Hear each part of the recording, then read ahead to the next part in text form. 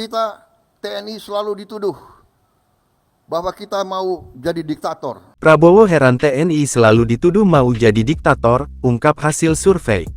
Presiden RI Prabowo Subianto mengaku heran karena Tentara Nasional Indonesia (TNI) selalu dicap sebagai kelompok yang ingin menjadi diktator.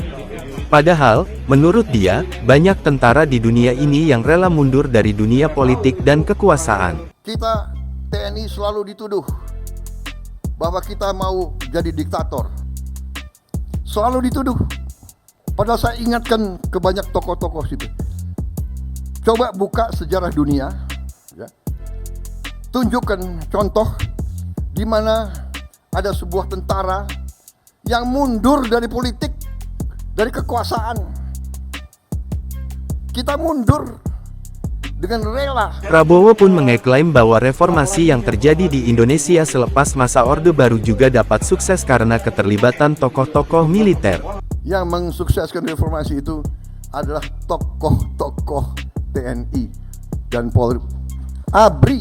Ex-Pangkostrat ini lantas mengungkit hasil survei yang menunjukkan bahwa TNI adalah lembaga yang paling dipercaya oleh publik. Dan maaf, sekarang kalau di survei rakyat Indonesia, mana institusi yang paling Anda percaya?